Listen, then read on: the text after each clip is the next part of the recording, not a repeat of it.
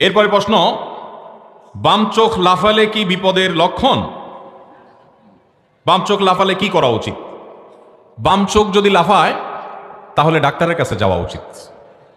মানে অতিরিক্ত যদি লাফায় অস্বাভাবিক পর্যায়ে, তাহলে একজন ভালো আই স্পেশালিস্টের কাছে যাওয়া উচিত যে আমার চোখে কোনো সমস্যা হয়েছে কিনা, এত বেশি লাফাচ্ছে কেন। তাহলে ডাক্তারের কাছে গিয়ে আপনি চেক আপ করে ট্রিটমেন্টের ব্যবস্থা করবেন। বাম চোখ লাফালে বিপদ আসে, কোনো অশনি সংবাদ আসছে, একটা দুঃখের সংবাদ আসছে, এরকম একটা বিশ্বাস বহুকাল থেকে আমাদের দেশে গ্রামাঞ্চলে ছিল। আলহামদুলিল্লাহ এগুলো আস্তে আস্তে হারিয়ে যাচ্ছে, এগুলো আস্তে আস্তে দূর হচ্ছে আলহামদুলিল্লাহ। কিন্তু এখনো পর্যন্ত অনেকে এগুলো ধরে রাখছে। বাম চোখ লাফালে অনেকে এটার প্রতি বিশ্বাস করে না, কিন্তু বলে হুজুর বিশ্বাস করি না যে এটাতে কোনো বিপদ আসবে, আমার সেই ঈমান আছে, আমি তাওহীদে বিশ্বাসী, আমি জানি এর কোনো ক্ষমতা নাই, তারপরও মনের ভিতরে এটা কেমন কেমন করে। অনেক লোক আছে না এরকম, যে বাম চোখ বেশি লাফালাফি করলে সে জানে এই লাফালাফিতে কোনো ক্ষয়ক্ষতি হবে না, এগুলো অযথা কথা, ভিত্তিহীন, কুসংস্কার, মিথ্যা কথা, ভুল কথা।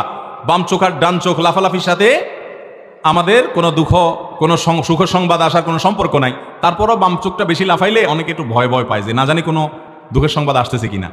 এগুলো সবগুলা শয়তানি কুমন্ত্রণা, এগুলোকে প্রশ্রয় দেওয়া যাবে। যদি কখনো বাম চোখ লাফানোর পরে বিপদ আসে তাহলে কি করবেন? তাহলে বুঝবেন এটা কাকতালীয়, মানে এটা খেটে গেছে আর কি, এর সাথে চোখ লাফানোর কোনো সম্পর্ক। এই বিপদ আমার এমনিই আসতো, চোখ না লাফাইলেও। যে বেচারার বাম চোখ মেলতেই পারে না, অসুস্থ, তার বিপদ আসে না?